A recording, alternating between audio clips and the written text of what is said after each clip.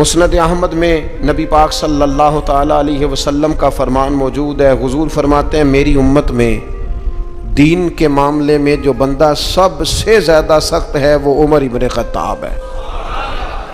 دین کے معاملے میں عمر کے مزاج کے اندر سختی ہے، یہ شدت کے ساتھ لوگوں کو دین کی طرف مائل بھی کرتے ہیں، رغبت بھی دیتے ہیں، جذبے کے ساتھ، انشراح صدر کے ساتھ، ذوق شوق کے ساتھ دین کے معاملے میں۔ ذات کے ہمارے اندر بھی سختی ہوتی ہے، شدت ہوتی ہے، لیکن زیادہ تر اپنی ذات کے معاملے میں ہوتی ہے۔ کوئی جو مرضی کرتا رہے ہمیں اس سے کچھ لینا دینا نہیں، لیکن اگر ہمیں برا کہے گا پھر ایسا پوچھ نہیں لینا، پھر پورا مقابلہ نہیں کرنا، پھر گزر کے جائے کہاں، پھر تو دیکھ لینا کہاں تک بات جاتی ہے۔ تو حضرت فاروق اعظم رضی اللہ تعالیٰ عنہ کا یہ کمال تھا کہ انہوں نے پوری طرح طے کر لیا تھا کہ میرا دین ہی میرے لیے سارا کچھ ہے۔ دین کو اوڑھنا بچھونا بنا لیا۔ جب کچھ لوگ کچھ چیزیں طے کر لیتے ہیں پھر ان پر ڈٹ جاتے ہیں تو ان لوگوں کی زندگی کچھ مشکلات سے ضرور گزرتی ہے، لیکن ان کے پاس کوئی رستہ تو ہوتا ہے نا، کوئی ان کے پاس راہ تو ہوتی ہے نا گزرنے، کوئی آگے بڑھنے کا رستہ تو ان لوگوں کو میسر آتا ہے نا۔ تو میرے عزیز یاد رکھیں گے اور اس بات پر ہمیشہ کاربند رہیں گے کہ دینی معاملات کے اندر، حدود اللہ کے مسئلے میں، نفاذ شریعت کے مسئلے میں، رب رسول کے قانون کے مسئلے میں سیدنا فاروق اعظم رضی اللہ تعالیٰ عنہ کے مزاج کے اندر بہت زیادہ اللہ تبارک و تعالیٰ نے جذبہ رکھا ہوا تھا۔ پھر دوسری بات یہ تھی کہ حضرت عمر فاروق رضی اللہ تعالیٰ عنہ نے نا دنیا داری کی طرف توجہ نہیں کی۔ انسان کی سب سے بڑی کمزوری یہ ہوتی ہے کہ جب وہ مال کی طرف مائل ہونے لگ جاتا ہے نا، جب وہ دنیاوی آسائشوں میں زیادہ الجھ جاتا ہے، جب اس کی توجہ زیادہ تر دنیا میں نت نئے آنے والی سہولت کی طرف بڑھتی ہے، نت نئے آنے والے فیشن کی طرف بڑھتی ہے، نت نئی آنے والی چیزیں اسے اپنی طرف مائل کرتی، تو وہ روحانی طور پر کمزور ہوتا جاتا ہے۔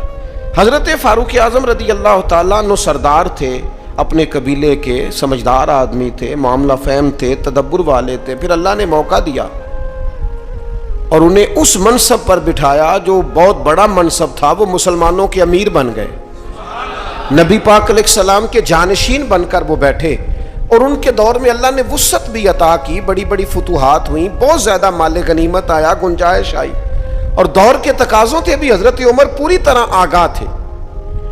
انہوں نے چھوٹے بچوں کے وظیفے مقرر کیے، پولیس کا محکمہ مقرر کیا، فوجیوں کی تنخواہیں لگائیں، اساتذہ کے معاملات دیکھے، علمی مذاکرے کیے، 4000 سے زیادہ مساجد کی تعمیر کی، اتنے سارے کام حضرت فاروق اعظم نے کیے۔ معاشرے کی جتنی بھی ضروریات تھیں ان سب سے حضرت عمر آگاہ تھے، لیکن ان کی کیفیت یہ تھی کہ صحابہ کرام فرماتے ہیں جب بھی ہم نے انہیں خطبہ دیتے دیکھا ان کے کرتے پر 3 پیبند لگے ہوتے تھے، یعنی انہیں پتہ سارا تھا، شعور سارا تھا، کپڑے خریدنے کا سلیقہ، کپڑے خریدنے کی طاقت، پہننے کا ڈھب، دور کے تقاضوں سے پوری آگاہی تھی، لیکن انہوں نے وہ سادگی کو، اور وہ جو سادگی میں خوبصورتی ہوتی ہے اس کے حسن کو کسی مقام پر ضائع نہیں کیا۔ اللہ تعالیٰ نے انہیں فضیلت عطا کی، اور یہ سادگی ان کی اتنی زیادہ معروف تھی، اتنی زیادہ معروف تھی، جو بندہ دنیا دار نہیں نہ ہوتا پھر وہ بزدل بھی نہیں ہوتا، اسے مال سے، شہرت سے، لوگوں کی گڈ بک میں آنے کا بہت زیادہ شوق نہیں نہ ہوتا، اس بندے میں فکری کمزوری اور فکری انتشار بھی پیدا نہیں ہوتا۔ حضرت سعد بن ابی وقاص رضی اللہ تعالیٰ عنہ فرمایا کرتے تھے کہ عمر فاروق نے کوئی زیادہ تقدیم نہیں کی ہم سے اسلام لانے میں، بہت سارے لوگ مقدم تھے، بہت سارے لوگ ان سے پہلے اسلام لائے، لیکن آپ فرماتے ہیں وہ آگے لوگوں سے کیوں نکل گئے، بہت سارے لوگوں سے زیادہ درجہ کیوں پا گئے؟ اس لیے پا گئے کہ انہوں نے دنیا داری کی طرف توجہ نہیں فرمائی، زیادہ مال کی طرف، دولت کی طرف۔ ہم دیکھتے ہیں کسی نہ کسی مقام پر آ کر لوگوں کی توجہ دولت اپنی طرف کر لیتی ہے، شہرت اپنی طرف کر لیتی۔ نتیجہ کیا نکلتا ہے؟ نتیجہ یہ نکلتا ہے کہ انسان اگر مقاصد کے لیے نکلا ہوا ہوتا ہے نا، اگر انسان کوئی بڑے کام کرنے کے لیے نکلا ہوتا ہے تو پھر اس کو نہ تھوڑی سی دولت میں وہ چونکہ بند ہو جاتا ہے تو مقاصد حسنہ اس کے ضائع ہو جاتے ہیں۔ تو حضرت عمر فاروق کا پھر ایک اور بات میں نے دیکھی ہے، پروٹوکول لینا، شان بتانا، اور اپنے لیے مفت کا اعزاز مانگنا، یہ بہت سارے لوگوں کا وتیرہ بن گیا किसी न किसी सिफारिश के रूप में, किसी न किसी नाम के रूप में, किसी न किसी तारुफ के रंग में कहते हैं मुझे ज़रा थोड़ा सा ना लोगों से हट के प्रोटोकॉल चाहिए, मैं कोई ख़ास पर्सनैलिटी हूँ। ये इतना बड़ा नुक्स है मुआशरे का, इतना बड़ा नुक्स है कि 2, 4, 5 लोग बहुत सारे लोगों को तकलीफ़ में मुब्तला कर देते हैं, बहुत सारे लोगों को आजमाइश में डाल देते हैं। एक आदमी रोड पे चढ़ा हुआ है, वो क्या है, वो VVIP है, लेकिन उसके नतीजे में कितने लोगों का सफ़र मुश्किल हो गया, कितनी एम्बुलेंस थी जिनका गुजरना मुश्किल हो गया, कितने लोग थे जो तकलीफ और अजियत में आ गए, लेकिन उसका प्रोटोकॉल जारी है। और फिर एजाज़ात, फिर बड़ी बड़ी बातें। सहाबा फरमाते हैं फारूक आज़म 22 लाख मुरब्बा मील के हुक्मरान थे, लेकिन जब वो हज पे गए ना, कोई इजाफी प्रोटोकॉल नहीं, कोई अलग से उनके लिए खैमा नहीं लगता था। खुद हजरत फारूक आज़म अपनी चादर उतारते और दरख्त पर देखते, जहां चंद टहनियां मिली होती उन पर चादर डाल के साया करते और उनके नीचे आराम कर लेते। जब आपका प्रोटोकॉल होता है ना, जब आपका एजाज होता है, जब आपकी कुशान होती है, तो जिनसे आप प्रोटोकॉल मांग रहे होते हैं ना, उन्हें आपने तकलीफ में डाला हुआ होता है। खूबसूरती इंसान की यह है कि वो किसी पर बोझ ना बने, तकलीफ ना किसी बंदे को उसकी वजह से हो। बाज लोग चल आ जाते हैं ना कहीं, तो मुसीबत खड़ी हो जाती है, वो घर वालों से तरह तरह के मुतालबात करते हैं। तो सैयदना फारूक आज़म की तबीयत में कोई प्रोटोकॉल नहीं, किसी किस्म की कोई तकलीफ किसी को देना ये हजरत उमर गवारा नहीं करते। कि दूसरी बात ये थी कि मिजाज के अंदर जो बहुत ज़्यादा आजिज़ी थी ना, जो इनकिसारी थी। बच्चे खेल रहे थे, अब बच्चे छोटे छोटे खेल रहे हैं, और एक आदमी जो अमीरुल मोमिनीन हैं, जो 22 लाख मुरब्बा मील के हुक्मरान हैं, वो आ गए हजरत उमर। तो बच्चे उनको देख के दौड़ पड़े, खजूरें बच्चे खा रहे थे। तो हजरत उमर करीब गए तो एक बच्चा खड़ा रहा। आप फरमाने लगे भाई तुम खजूरें तोड़ रहे थे? उन्होंने कहा नहीं हुजूर, हम खजूरें नहीं तोड़ रहे थे, बल्कि जो गिरी हुई थी वो हमने उठा के खाई हैं। तो हजरत उमर ने थपकी दी। अब वो बच्चा छोटा सा क्या कहता है हजरत उमर से? आप शख्सियत का कद काट देखें, वकार देखें, मकाम देखें, लेकिन वो छोटा बच्चा अर्ज करता है अमीरुल मोमिनीन, ये मैंने ना खजूरें बड़ी मुश्किल से ज़मीन से जमा की हैं। वो जो कोने पे सामने बच्चे खड़े हैं बड़े शरारती और तेज़ हैं, और वो इस ताक में खड़े हैं कि मैं उनके करीब से गुजरूंगा तो वो मेरी खजूरें छीन लेंगे। हुजूर अब मैं क्या करूं? तो हज़रत उमर कहने लगे करना क्या है, मैं तेरे साथ चलता हूं, तुझे घर छोड़ के आता हूं। यानी इतना टाइम है इतने बड़े आदमी के पास कि एक बच्चे को कहे चल तुझे घर छोड़ के आऊं। हजरत फारूक आज़म रज़ी अल्लाह ताला अन्हु उस बच्चे के साथ साथ चल रहे हैं। कई गलियां गुजर कर, कई मोहल्ले गुजर कर उसका घर आ गया। कहने लगे पुत्र अब तू घर पहुंच गया, मुझे इजाज़त है मैं जाऊं? किसी जगह मिजाज में, किसी कोने में, किसी जगह ये बात नहीं पैदा होने दी कि मैं कोई चीज़ हूँ। हमारे यहाँ बहुत सारे लोग हैं 6 तो कार्ड रखे हुए हैं। हज़रत फारूक आज़म रज़ी अल्लाह ताला अन्हु के मिजाज के अंदर ये हुस्न था, ये खूबसूरती थी। ये खूबसूरती होती है कि इंसान बड़ा हो पर अपने आप को बड़ा समझे ना, उसका बड़ा ऊंचा कद हो लेकिन वो ज़मीन पे बैठना पसंद करे, इल्मी फ़िक्री सलाहियतें बहुत ज़्यादा हों, लेकिन उस शख्स का मिजाज ये हो कि किसी जगह उस बंदे से मिलकर इंसान अपने आप को छोटा महसूस ना करे। हज़रत फारूक आज़म के मिजाज की ये सादगी। फिर उसके बाद उन पर ना बातें पूरी तरह तारी थी। मैं बड़ी माजरत के साथ अर्ज करूँगा, आज लोगों ने दीन के कपड़े पहने हुए हैं, वो दीनदार नहीं है। उन्होंने दीन का लिबास पहना हुआ है लेकिन दीनदार नहीं है। उन्होंने दीन का तारुफ अपने साथ लगाया हुआ है, साबिका और लाहिका लगाया हुआ है, मैं फलां साहब होता हूँ, लेकिन उनकी गुफ्तगू, उनसे उठना बैठना, मुलाकात करना वो साबित नहीं करता कि ये बंदे दीनदार हैं। अंदाज नहीं बताते। दीनदार के लहजों से भी दीन छलकता है, उसके अखलाक से, गुफ्तगू से दीन की खुशबू आती है। लेकिन इंसान कहे कि चूंकि मेरी पगड़ी बड़ी है, लेकिन है सिर्फ पगड़ी तो मुझे दीनदार मानो, मेरी वज़ाकता सिर्फ दीनदारों जैसी है, तो ये नहीं होता। मैं रात एक जगह पे कह रहा था कि रसूल पाक सल्लल्लाहु ताला अलैहि वसल्लम का जो अखलाकी कमाल है ना, हुजूर अलैहिस्सलातु सलाम ने जो अखलाकी कदरों को उरूज दिया है, वो कदरें हमारे अंदर पैदा होंगी तो फिर पता चलेगा हम कितने दीनदार हैं। हमारा सब्र, हमारा हौसला, हमारा दरगुजर, हमारा मुआफ़ करना, हमारा खैर खाई करना, ہمارا دوسروں سے محبت کرنا، ہمارا عزت نفس والا ہونا، کبھی کسی کے سامنے ہاتھ نہ پھیلانا، یہ بتائے گا ہم کتنے دیندار ہیں. ہمارے کردار کی عظمت بتائے گی ہم کتنے دیندار ہیں. لیکن اگر ہمارے مزاجوں میں یہ چیزیں موجود نہیں تو پھر ہم جبرن تو کسی کو منوا لیں گے، لیکن وہ جو اعلیٰ اخلاقی اقدار ہیں وہ نہیں ہوں گے. حضرت عمر کا یہ کمال ہے کہ ان پر پوری طرح دین نافذ تھا، طبیعت اور مزاج پر نافذ تھا. تو انسان اپنے بچوں کو ہمیشہ وہ چیز دیتا ہے جو اسے سب سے زیادہ اچھی لگتی ہے. ایک دن حضرت عمر نے چاہا کہ میں نہ کچھ خاص نصیحتیں کروں لوگوں کو، کچھ خاص پیغام دین کا دوں. تو آپ نے لوگوں کو مسجد میں جمع کیا تو کافی سارے لوگ جمع ہو گئے، شہری بھی دیہاتی بھی. حضرت فاروق اعظم رضی اللہ تعالیٰ عنہ نے کتاب و سنت کے پیغام کو بڑا چن کے، بڑا تلاش کر کے اور بڑی ذوق سے، بڑی وارفتگی کے ساتھ، بڑے خاص لہجے میں ان لوگوں تک پہنچایا. جناب عمر نے بڑے درد سے باتیں کی اور لوگوں نے سنی. گفتگو ختم ہو گئی، لوگ اپنے اپنے گھروں کو چلے گئے. حضرت فاروق اعظم رضی اللہ تعالیٰ عنہ گھر گئے، اپنے بچوں سے، اہل خانہ سے فرمانے لگے جو گفتگو میں نے مسجد میں کی ہے تم نے بھی سنی ہے کہ نہیں؟ نے کہا جناب ہم نے بھی سنی ہے. آپ فرمانے لگے میں نے آخر میں ایک بات بھی کی تھی.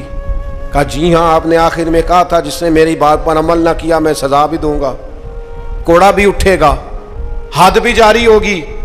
اگر جو حدود اللہ میں نے بیان کی ہیں اگر کسی بندے نے ان کو کراس کیا تو سزا بھی. کہا جناب بالکل ہم نے سنا ہے، آپ نے فرمایا ہے کہ جو نہ مانے گا اسے سزا بھی ہوگی.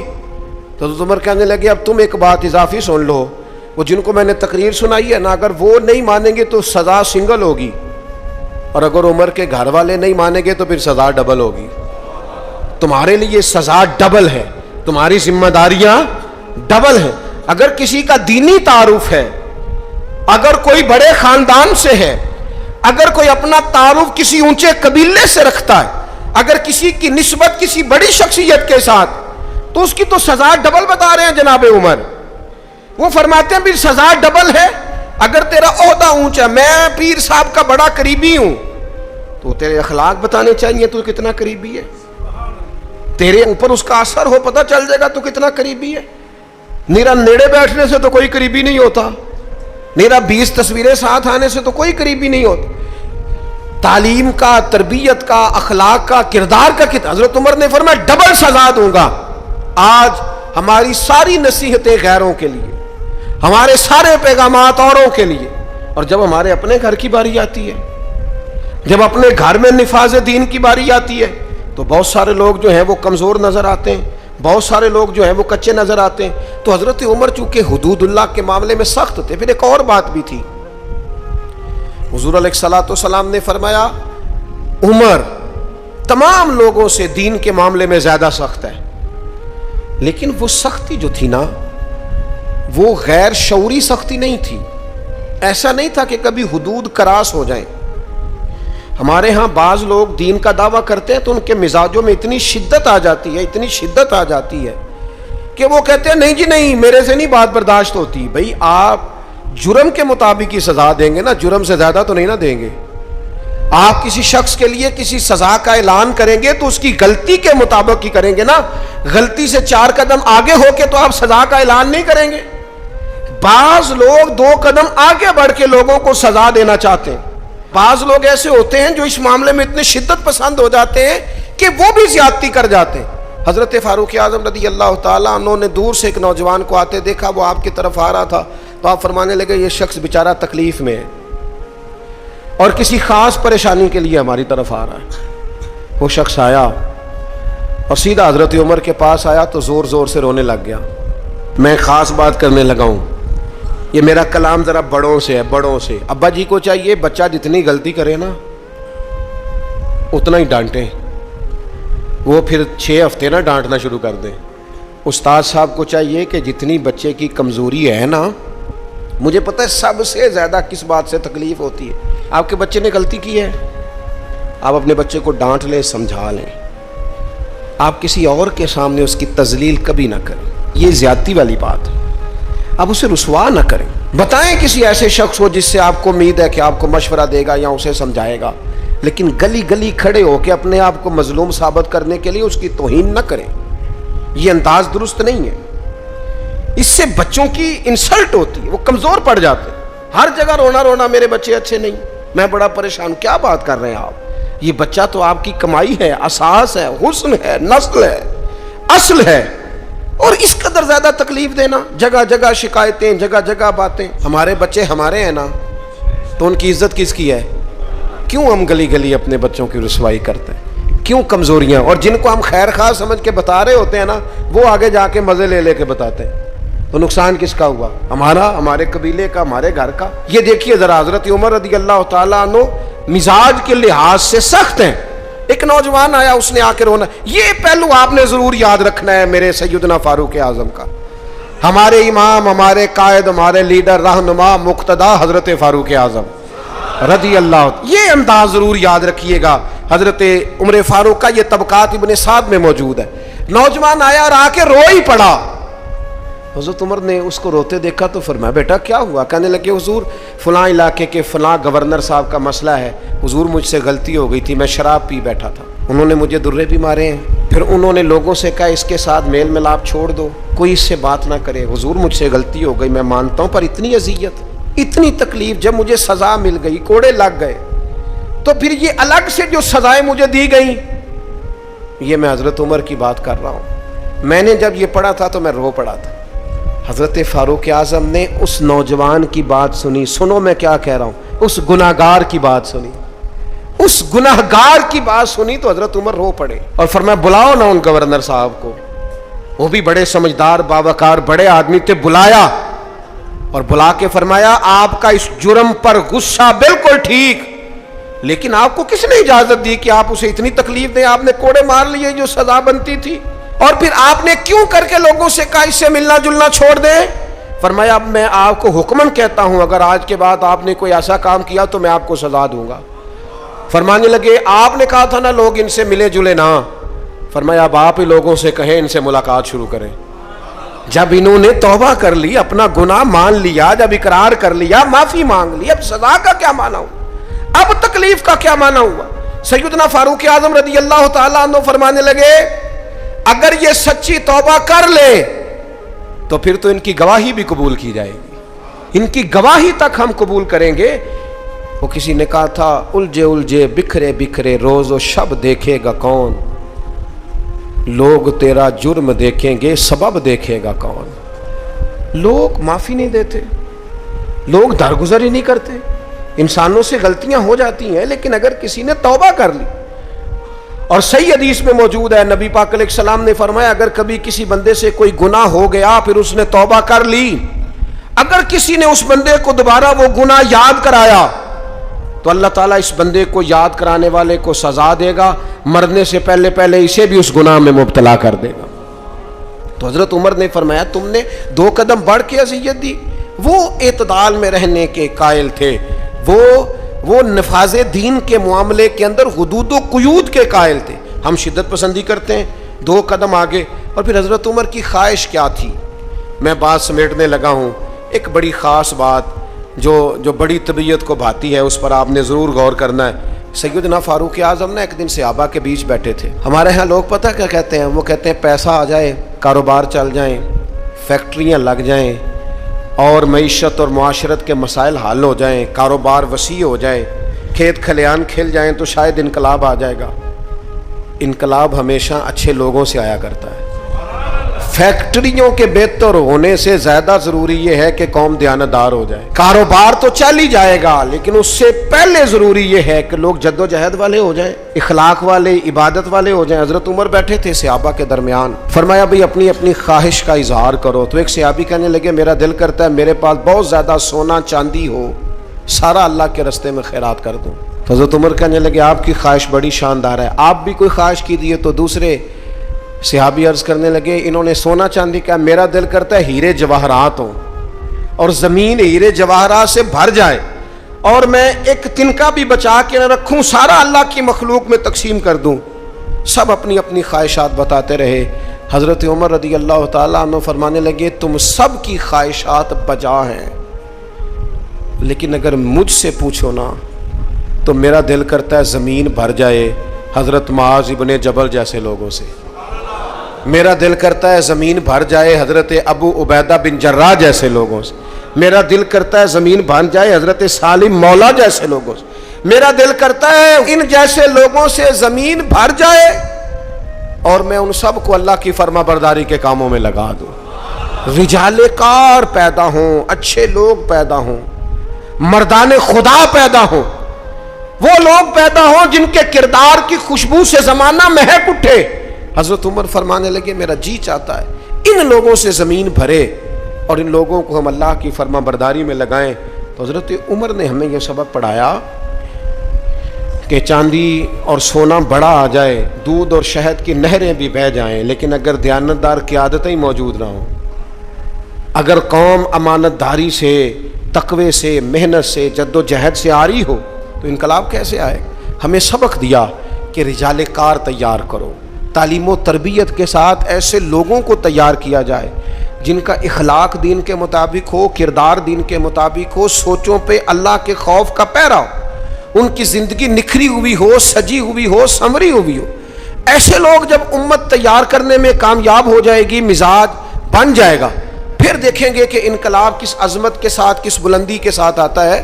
ان اعلیٰ کردار والے لوگوں کو تیار، اور وہ اعلیٰ کردار والے لوگ تیار کیے جا سکتے ہیں، اپنے ادارے میں تیار کیے جائیں، اپنی خانقاہ میں تیار کیے جائیں، مسجد میں تیار کیے جائیں. کچھ نہ ہو سکے تو اپنے گھر میں اپنے بچے تیار کیے جائیں، ان کو کردار کی بلندیاں اور عظمتیں سکھائی جائیں. یہ بات، یہ ابلاغ اگر آگے ہونے لگ جائے تو پھر شعوری بلندی اور شعوری پختگی آئے گی. یکم محرم الحرام سیدنا فاروق اعظم رضی اللہ تعالیٰ عنہ کا یوم شہادت ہے. کوشش فرمائیے گا اپنے اپنے گھروں میں، اپنے اپنے علاقوں میں حضرت عمر کی یاد منانے کی کوشش کی جائے، ان کا تذکرہ کیا جائے. ان کی باتیں چاند سے زیادہ ٹھنڈی، سورج سے زیادہ روشن ہیں. ان کی باتیں اللہ کے لشکروں میں سے لشکر ہیں. ان کا تذکرہ ہمیشہ خوشبودار ہے. ان کی گفتگو ہمیشہ دینی جذبہ پیدا کرتی ہے. ان کی باتیں انسان کو اللہ کی اطاعت اور فرما برداری کے قریب لاتی. حضرت فاروق اعظم رضی اللہ تعالیٰ عنہ کے تذکار جمیلہ سے، ان کی گفتگو سے، ان کی باتوں سے اپنے دل کو بھی ٹھنڈا کیا جائے اور اپنے ماحول کو بھی خوبصورت بنایا جائے. اللہ تعالیٰ ہمیں ان بزرگوں کے فیض سے فیض یاب فرمائے.